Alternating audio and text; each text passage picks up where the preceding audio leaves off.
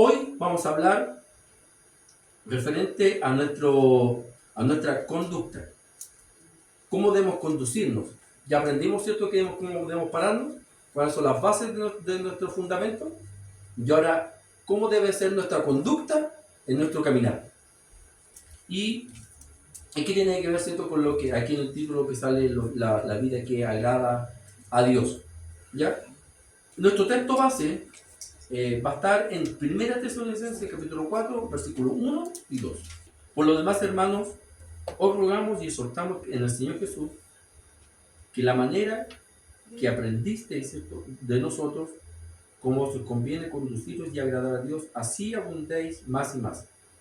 Porque ya sabéis qué instrucciones os dimos por el Señor Jesús. Amén. Tú me sueltas. La conducta cristiana está estrechamente relacionada con la obediencia de Dios. Amén. Si hacemos nuestra ecuación, ¿cierto? Conducta como conducirse más obediencia, eso es igual a lo que agrada a Dios. Eso es lo que vemos en estos capítulos, en el versículo 1 al 12 de este capítulo. Hoy como título le coloqué, ¿cierto? Declaración valórica, corporal y verbal. Cuando yo hago una declaración valórica, tiene que ver con nuestras conductas. ¿Ya? ¿Qué es lo que declara mi cuerpo y qué es lo que declara mi boca? ¿Cierto? Tiene que ver con mi conducta. Es lo que yo digo. Si yo digo hacer eso, hago una cosa, es la forma que yo debo actuar con mi cuerpo. Y eso es lo que le estaba diciendo, hoy día le estaba diciendo Pablo a esta iglesia tesalonicense. Está bien, tú recibiste la palabra de Dios, pero no solamente lo que tú dices, sino que tu cuerpo también tiene que hacer lo que dice. Amén. ¿Ya? Hoy día vamos a ver 4 puntos donde cómo debemos conducirnos. ¿Ya? El creyente debe conducirse en santidad. Punto 2, el creyente debe conducirse en amor. Amén. Punto 3, el creyente debe conducirse en la honradez. Y punto 4, el creyente debe conducirse en la esperanza. Estos 4 puntos, ¿cierto?, nos manda estos versículos cómo debemos conducirnos. ¿Cuál debe ser nuestra declaración valórica con respecto a nuestra forma corporal y en nuestra forma verbal? Bien, pasamos al primer punto. Conducta que el cliente debe tener, ¿cierto? Primer punto es conducirse ¿en qué? En santidad. Leamos del versículo 3 al 8.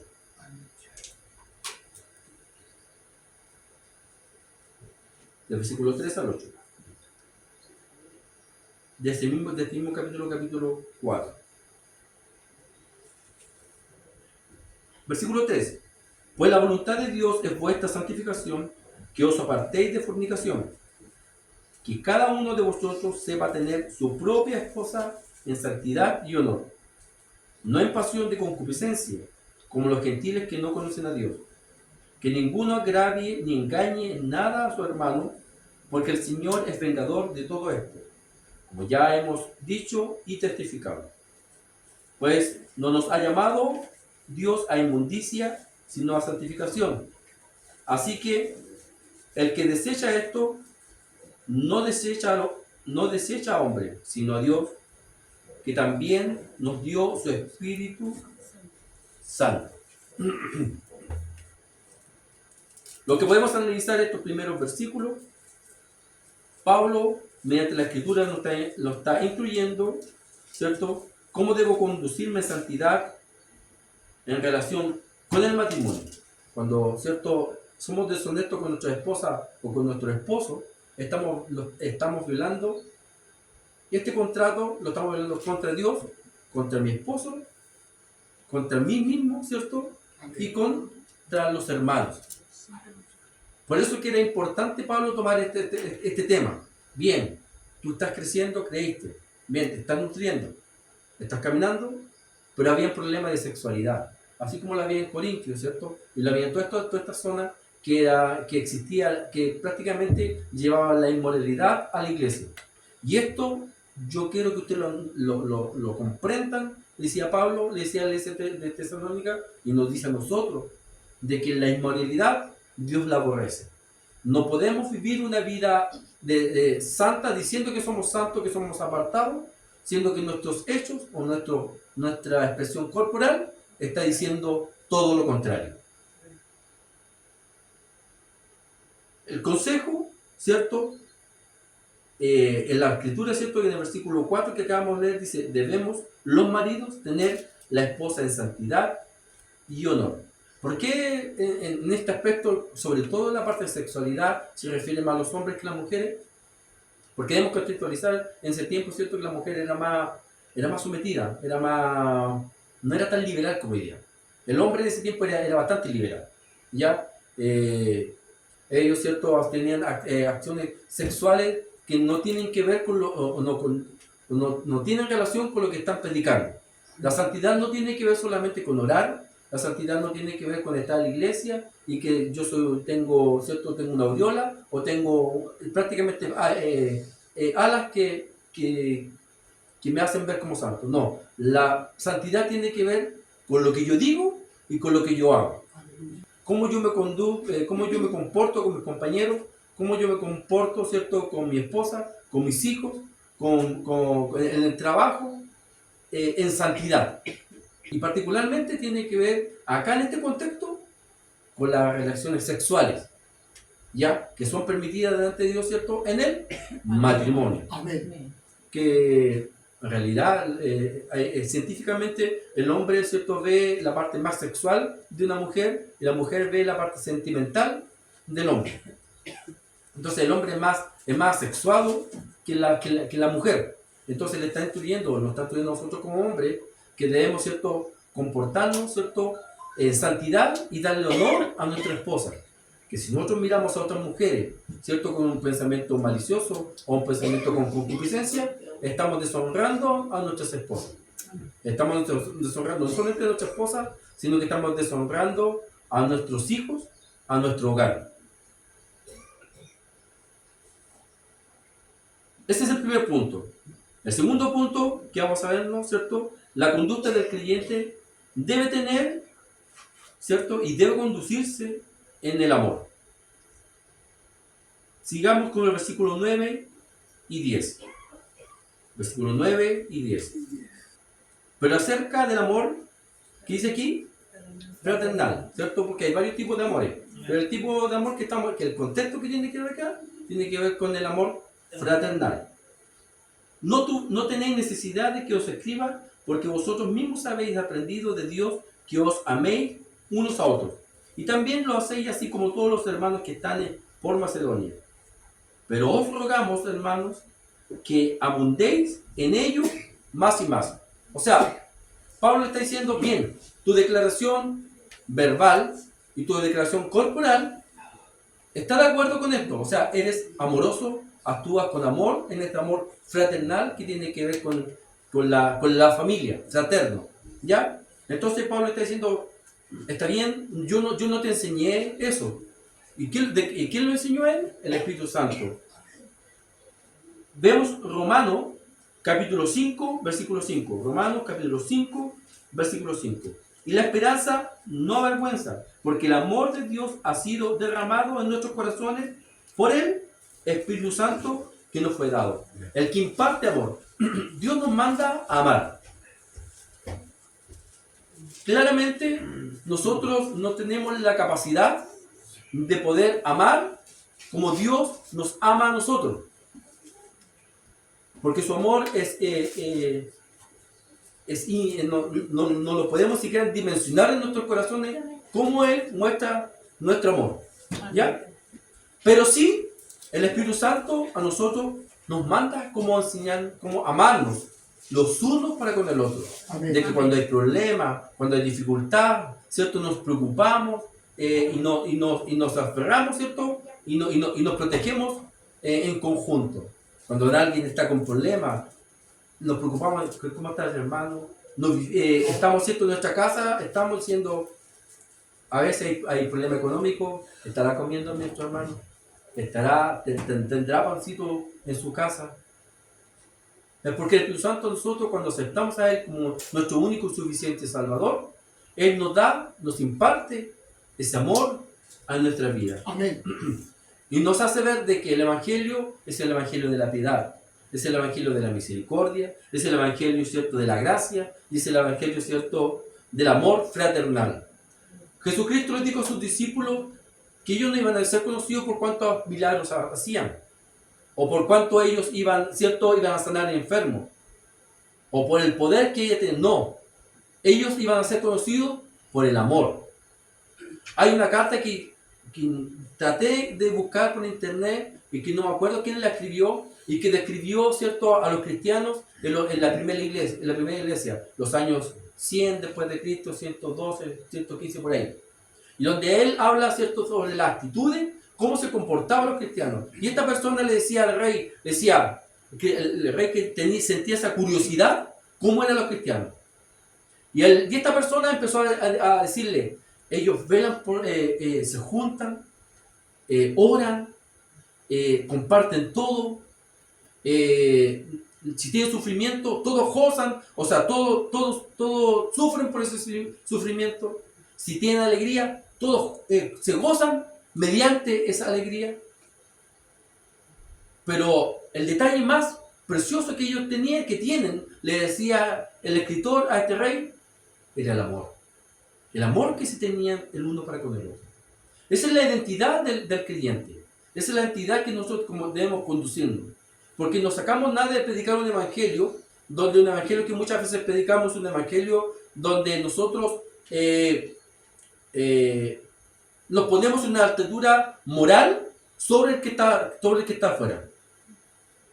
¿Son pecadores? Sí. Yo también soy pecador. Cuando yo digo, pecador, ven para acá, ¿de qué forma estoy hablando así? ¿Jesucristo habló de una forma así? No. Jesucristo cuando vino la persona, ¿cierto?, que estaba ahí, que lo querían apedrear, vete, ni yo te juzgo. Vete y no peques más.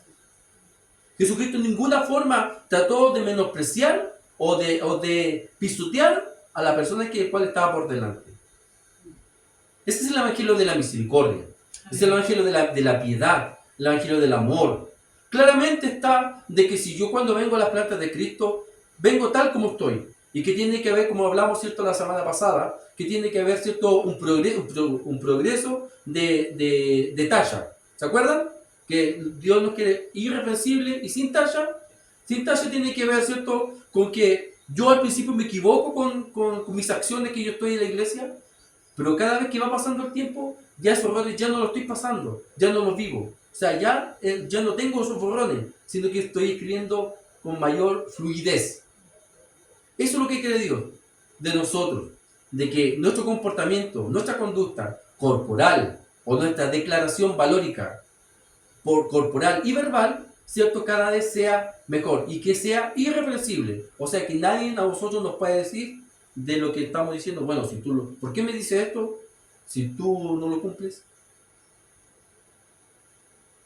Entonces, una conducta basada en el amor.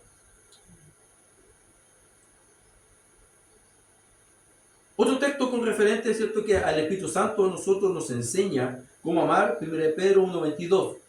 1 Pedro, capítulo 1, versículo 22. Habiendo purificado vuestras almas por la obediencia a la verdad mediante el Espíritu, para el amor fraternal, no fingido, amaos unos a otros entrañablemente, ¿de qué? De corazón puro. O sea, aquí el amor tiene muchas características. No tiene que ser un amor fraternal, ¿cierto? De familia, fraterno. No fingido, entrañablemente, o sea, viene desde adentro. ¿Y de qué? De corazón puro. O sea, con sinceridad. 1 Juan, capítulo 3, versículo 14. Nosotros sabemos que hemos pasado de muerte a vida y en que amamos a los hermanos. El que no ama a su hermano, ¿qué dice? Permanece en muerte. Las Escrituras nos demandan que, como cristianos, seguidores de Cristo, debemos tener las responsabilidades de edificar un hogar que glorifica a Cristo. Pablo Pablo, ¿cierto?, inicia desde este punto de la santidad sexual, que cada familia que adore a Dios, ¿cierto?, fuimos aprobados para agradar a Dios y no a nosotros mismos. Hay otro punto que habla, ¿cierto?, en 2 versículos Pablo aquí: tu declaración valórica corporal y verbal debe estar basada en el amor, en la santidad, pero también en la honradez. Versículo 11 al 12. Y que procuréis tener tranquilidad y ocuparos en vuestros negocios y trabajar con vuestras manos de la manera que os he mandado, a fin de que os conduzcáis honradamente para con los de afuera y no tengáis necesidad de nada. Este punto, distinto a los anteriores, hablamos, ya ahí dejó hablar con respecto al hogar cristiano, con respecto a la familia cristiana, sino que ahora involucró otro punto más con respecto a mi declaración y con respecto a mi declaración valórica, ya sea verbal o corporal. ¿Lo involucra con quién? Con el que está afuera, con nuestros compañeros de estudio, con nuestros compañeros de trabajo, con nuestros vecinos, con las personas que no conocen al Señor. ¿Cómo debemos comportarnos? ¿Cómo debemos conducirnos ante los que son inconversos? Uno de los problemas de la iglesia de Tesalónica era que algunas personas malentendieron la promesa de la venida de Cristo. Dejaron sus trabajos y se convirtieron ¿en qué? En holgazanes, viviendo a costa de otros cristianos. Ellos decían, y eso pasó, ¿se acuerdan? Para el año 2000 también, y para el 2000, no sé, 2020, 2012, cuando las personas, el mundo se va a acabar. ¿Qué es lo que pasaron? Empezaron a vender sus cosas, empezaron, ¿cierto?, a no hacer nada, y empezaron, ¿cierto?, a esperar. Entonces Pablo les predicó que la venida de Cristo estaba cerca. ¿Y qué hicieron estas personas? No es que hayan vendido sus cosas, sino que lo que hicieron estas personas, dejaron de hacer nada. O sea, se quedaron ahí. Y empezaron a vivir o a subsistir de las otras personas. Prácticamente que ellos tenían la responsabilidad de que ellos lo sustentaran, porque ellos estaban esperando la venida de Cristo. Entonces en la iglesia empezó a haber un caos en eso, porque gente que predicaba así, estaba dedicada todo el tiempo a predicar, y decía, pero hermano, pues usted tiene que predicar, porque usted tiene que trabajar, porque tiene una familia que sostener. No, hermano, Cristo viene pronto, yo tengo que dedicarme a los negocios de mi padre, y los hijos ahí muertos de hambre, la familia ahí sin comer. Entonces Pablo en esto le estaba diciendo que no debían ser ociosos, que no debían ser holgazanes, que la conducta en sí, su conducta debía estar con honradez. Porque si otras personas estaban trabajando, ¿por qué tú no estás trabajando? Estás viviendo a la costa de otra persona. Y lo mismo sucede aquí dentro de la iglesia. Muchas veces hay gente que se acostumbra, como se dicen, a los panes y los peces. Mientras la iglesia le da, la gente llega a la iglesia. Y nos pasaron varias veces acá. Pero dejamos de darle plata, dejamos de darle mercadería y no dieron más. Claramente que en la iglesia hay necesidad. Sí, siempre hay necesidad. Y que nosotros como un amor fraternal debemos cuidar y procurar de que ese hermano esté comiendo. Pero esa hermana o ese hermano no está ocioso en su casa, sino que está trabajando, o perdió su pega, o lo despidieron por ese motivo, o no puede trabajar por una enfermedad porque está postrado. Entonces, ¿cómo debe ser nuestra actitud? De ayudarle. Pero acá tiene que ver con la honradez, que yo debo ser honrado, no solamente con Dios, sincero, sino que también con mis hermanos. No aprovecharme, no ser holgazán. Total, el pastor está predicando. Entonces yo no, ¿para qué estudio? No me preparo. ¿Y qué te sabe si yo, siempre digo la misma del tema, ¿qué sabe si yo salgo de acá y muero? ¿Qué pasa? La iglesia, si queda sin liderazgo, queda sin gente sin saber, sin tener, ¿por qué depender de una persona? Si la iglesia la hacemos todos. Todos trabajamos como hormiga con un solo propósito, que es el evangelio. Entonces Pablo le estaba diciendo que no debían actuar de esa forma. Aquí vemos un reto con respecto a este mismo tema en la segunda carta de Tesalonicenses, capítulo 3, versículos 6 y 15. Pero vemos que la segunda carta siguió este tema. O sea, siguieron las personas que le están diciendo, oye, actúa honradamente. Y vemos acá, pero os ordenamos, hermanos, en el nombre de nuestro Señor Jesucristo, que os apartéis de todo hermano que ande, ¿qué? Desordenadamente. Que el Pablo no tiene amor. No, una cosa es el amor, y la otra cosa es que el hermano tiene que entender que la iglesia tiene que andar ordenadamente. No es que la disciplina no tiene que ver porque yo te tengo mala. La disciplina tiene que ver con el amor. Como te amo, te disciplino. Y todo debe andar, ¿cierto?, en forma ordenada. Y no según la enseñanza que recibiste, de nosotros. O sea que la enseñanza que recibió de Pablo no era que anduvieran desordenados, sino que anduvieran, ¿qué? Ordenados. Porque, versículo 7, porque vosotros mismos sabéis de qué manera debéis imitarlos. Pues nosotros no anduvimos desordenadamente entre vosotros.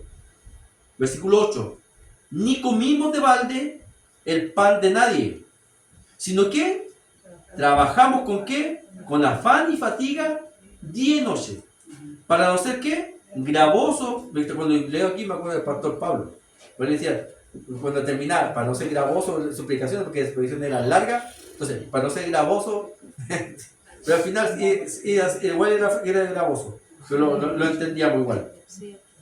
Para no ser gravoso a ninguno de vosotros, no porque no tuviésemos derecho, sino por daros nosotros mismos un ejemplo para que nos imitéis, ¿cierto? Porque también cuando estábamos con vosotros, os ordenamos esto: si alguno no quiere trabajar, tampoco ¿qué? Tampoco coma. Bueno, si usted no quiere aprender a estudiar, si no quiere trabajar en la iglesia, no exija comer. No le exija al líder. Si usted no está haciendo eso, no está trabajando por la hora, ¿con qué cara usted exige al que está por delante? Y hay muchos así en toda la iglesia. No, acá no, como dice el hermano Jorge. En esta iglesia no. Parsur existe varias. ¿Ya? Que el pastor esto, que el hermano esto, que la familia del pastor tiene que actuar de esa forma. Bueno, ¿y su familia? ¿Cómo está actuando? Si no también no es, él no, ¿acaso no es sacerdote también su familia? Entonces, aquí es bien claro, estas palabras como que Pablo ya está como que está chato. Entonces le decía, si alguno no quiere trabajar, bueno, tampoco coma. Versículo 11, porque oímos que algunos de entre vosotros, algunos, no acá, algunos de entre vosotros andan desordenadamente, no trabajando ¿qué? En nada. Más ni siquiera hacían pololito, sino que en nada estaban floqueando, sino que metiéndose en lo ajeno. Cuando estaba leyendo, me acordaba yo ¿te acuerdan? Que los años atrás estaban los centros de madre. Hay un dicho, ¿cierto? Como era el dicho, más metido que centro de madre. Yo era adolescente, no entendía esa cosa. Después se acabaron eso. Pero debe haber sido el pelambre ahí. O centro padre también, para que no puedan ofender. Centro madre, centro padre. No había centro padre. Centro madre. ¿Y por qué? Porque estaban ociosas. Entonces, aquí lo que Pablo está diciendo, hay gente en la iglesia que tiene tanto tiempo tanto tiempo que lo único que se dedican a qué? A cagüinear, a chismear, a apelar al medio mundo. Tienen tanto tiempo de darse cuenta a los defectos de las personas que ni siquiera yo mismo me doy cuenta. Entonces Pablo está diciendo, no, deben andar ordenados. Si usted no trabaja en la iglesia, si no hace las cosas de la iglesia, tampoco tiene deber de exigir para comer. Porque en la iglesia no hay gente, no se necesita gente ociosa, floja. Que venga una vez al año o una vez al mes. O solamente por los eventos. Versículo 12. A los tales mandamos y exhortamos por nuestro Señor Jesucristo, que trabajando sosegadamente coman su propio pan. Vosotros, hermanos, no canséis de hacer el bien. Si alguno no obedece a lo que decimos por medio de esta carta, ¿qué dice? ¿Hacerse los tontos? ¿Hacerse los locos? No. Señalarlo, apuntarlo y decirle, y no juntéis con él. ¿Para qué? Para que se avergüence, para que se dé cuenta de lo que está haciendo es malo. Si nosotros le tapamos, no, que como la hermana Gloria que tiene tanto amor ahí, no, Carlito, no, eso no le diga eso, no, y así empieza con su amor y todo ese tema. Entonces, porque ella ve así, ve lo bueno de las personas. Entonces, pero nosotros también tenemos que ver lo malo, tenemos que ser ordenados en este tema. Las dos polaridades es malo, ver lo bueno solamente y ver lo malo solamente, eso también está malo. Pero tenemos que, aquí dice, ¿para qué? Para que esa persona se avergüence y se dé cuenta realmente de que lo que está haciendo está mal. Y una de las formas que nosotros, aún no diciéndolo, no apuntándolo, ¿cuál es la forma que nosotros avergonzamos a esa persona? Que esa misma persona se da cuenta de que está atornillando al revés. Bueno, si esa persona no se da cuenta que está atornillando al revés, ya es problema de él. Y el versículo 15 habla con amor. Más no lo tengáis por el enemigo, sino amonestarle como hermano. Colosenses 3:22. Siervos, obedeced en todo a qué? A vuestros amos terrenales, a nuestros jefes de la tierra, que nos pagan. No, yo no le hago caso a mi jefe porque mi jefe es Cristo. Dios, el que es cierto, es mi jefe y a usted yo no le hago caso. ¿Qué dice la Escritura? Obedeced en todo a vuestros amos terrenales, no sirviendo al ojo, o sea, por conveniencia, como los que quieren agradar a los hombres, sino con corazón sincero, temiendo a quién? Temiendo a Dios. El mismo Colosenses capítulo 4, versículos 5 y 6, avanzamos una hoja me parece. Andad sabiamente para con los de afuera, redimiendo el tiempo. Sea vuestra palabra siempre, ¿con qué? Con gracia, sazonada con sal. ¿Quién fue que mandó el texto ese? La hermana Estrella. Sazonada con sal, para que sepáis cómo debéis responder a cada uno. Amén. El cristiano que trabaja honestamente en un día de trabajo y se cuida de mantener un buen testimonio, claramente va a influir en el inconverso.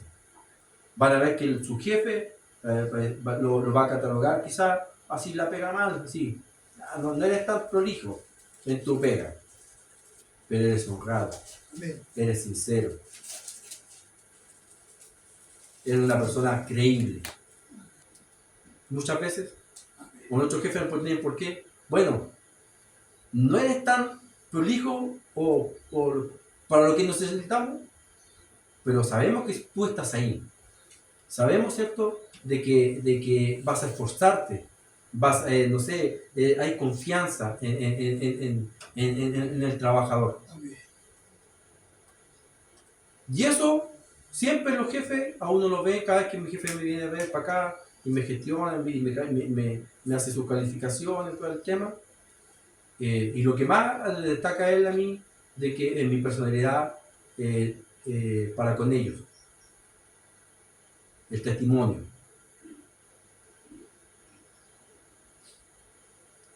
Último punto, conducta que el creyente debe tener.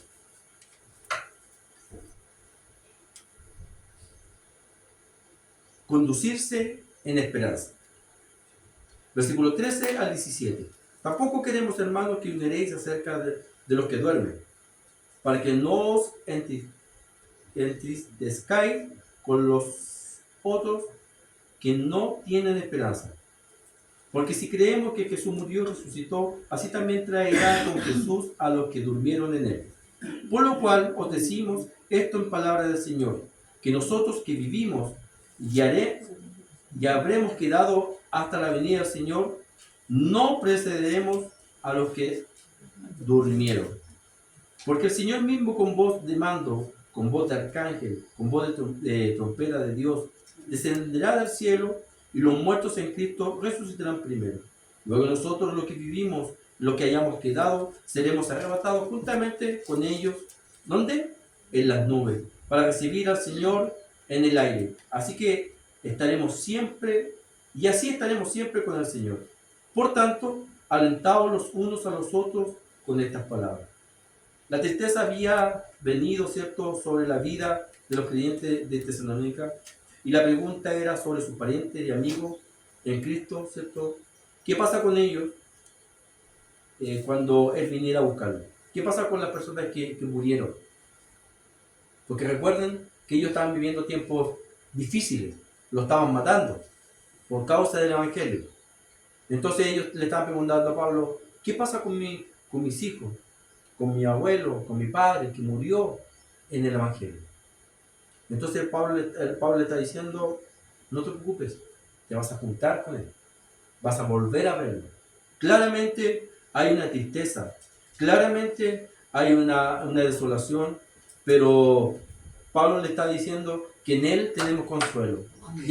Y quiero nombrar solamente tres consuelos que tenemos que nos fundamenta. ¿Para qué? Para que cuando muere un ser querido, debemos tener confianza en la palabra de Dios. Consuelo al creyente ante la muerte. La muerte es solamente un dormir. Amén. Porque si creemos que Jesús murió, resucitó, así también traerá a Dios con Jesús a los que durmieron en él. Eso lo vemos, ¿cierto?, en el versículo 14 de este capítulo 4. Entonces, ¿qué pasa con el cuerpo? Entonces aquí Pablo nos señala de que nuestro cuerpo, en realidad, de esta semilla, Pablo lo vamos más adelante, Pablo lo compara como una semilla que se entierra, pero en el momento que sea resucitada, no es que Dios empiece a juntar las partículas de esa persona y lo junte y glorifique su cuerpo, sino que lo que toma de ese cuerpo es su identidad de lo que yo soy. Ahora, Pablo le está diciendo, ¿cierto?, a estas personas que debemos tener cierto consuelo porque nuestra muerte solamente es un dormir. ¿Por qué es un dormir? Porque ya no tenemos muerte eterna, sino que tenemos vida eterna. Amén. Y para poder declarar qué es la vida eterna, entonces yo digo, bueno, tengo vida, muero, después vivo. No, el estado de cuando ya cesa, ¿cierto? Mi cuerpo terrenal está acá, es un estado de dormir. Es el mismo ejemplo que cuando usted está durmiendo, ¿cierto? Durante el día está activando y durante la noche usted está durmiendo. Su cuerpo está inerte ahí y usted está solamente respirando. Esa es la figura que toma Pablo para decirle a estas personas que deben tener confianza, que deben tener consolación ante la muerte de un ser querido que es cristiano. Que esa persona no está muerta, sino que está viva y que está durmiendo. ¿Pero qué está durmiendo? Su cuerpo.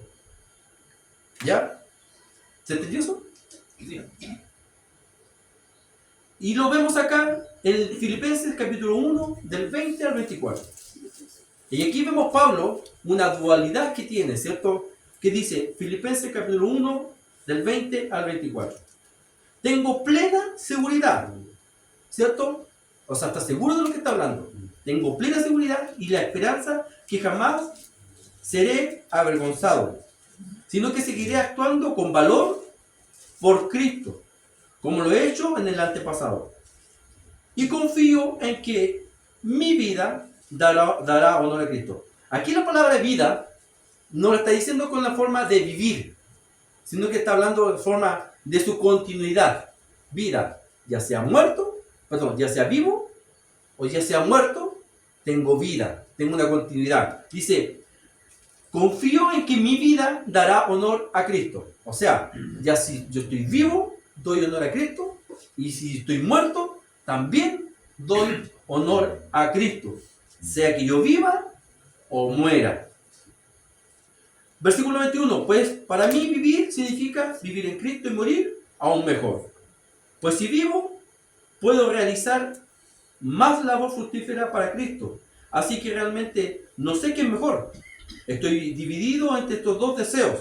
Quisiera partir y estar con Cristo, lo cual sería mucho mejor para mí. Pero el bien de ustedes es mejor, ¿cierto?, que yo siga viviendo.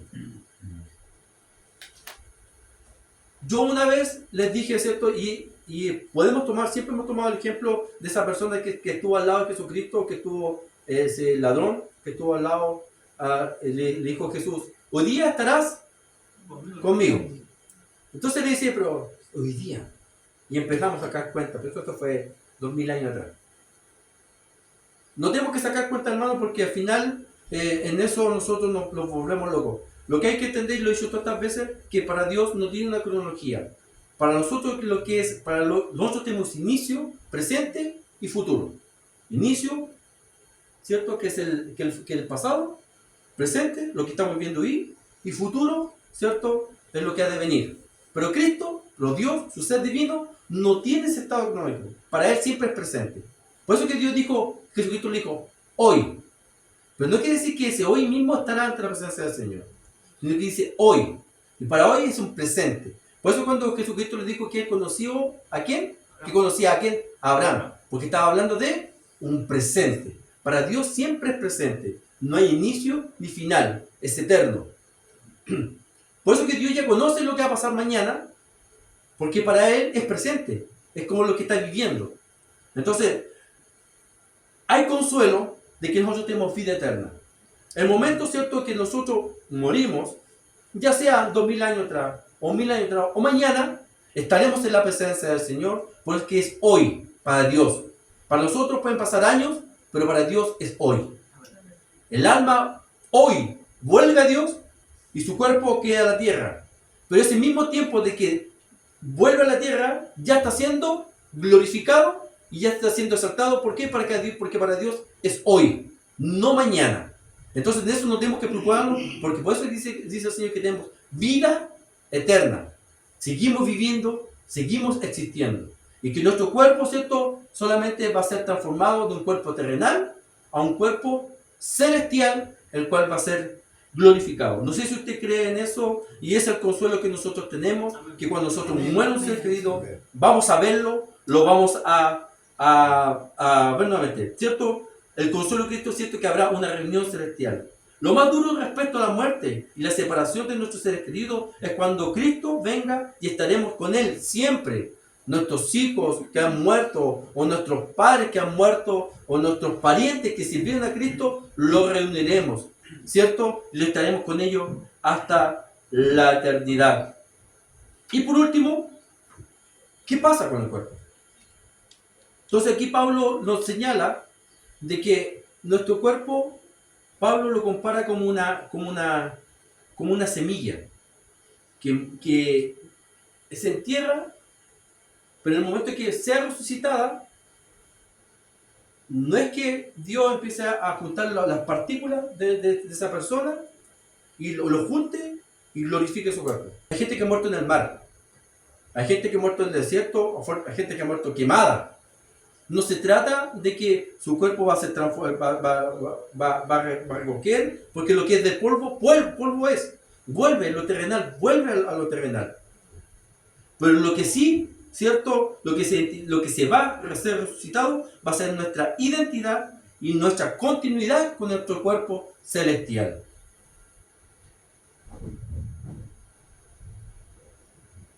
Nuestra semilla es de naturaleza corrupta, mas el cuerpo glorificado va a ser incorruptible. Se siembra en cuerpo terrenal, decía Pablo, pero se va a cosechar en cuerpo celestial, que tiene que ver con la glorificación. Hemos añadido a otra instrucción de la Escritura para hacer una iglesia diferente. No un evangelio diferente, ¿cierto? Como pasó en Gálatas, sino que una iglesia que se identifique, que ame a Cristo, que adore a Cristo, que entiende que es carnal, que entiende que necesitamos santificarnos, que entiende que necesitamos pies firmes y que necesitamos, ¿cierto?, conducirnos y que debemos tener conductas, declaraciones valóricas, ¿cierto?, ya sean verbales, lo que predicamos, y corporales, que sean iguales a lo que yo digo. Y eso nos insta al Señor. Si un día de esto nosotros estamos fallando, debemos cambiar nuestra postura. Si estamos actuando desordenadamente en nuestras iglesias, debemos cambiar nuestra postura. Que los hermanos son los encargados a decir, no pues hermano, no pues pastor. El hermano está actuando de esta forma y si nosotros dejamos que una persona actúe desordenadamente, todos tendrán el derecho a decirle, bueno pastor, bueno usted fue de esta forma con él, ¿por qué no aplica la misma regla para conmigo? Si la única regla que debe regirse aquí es la palabra de Dios.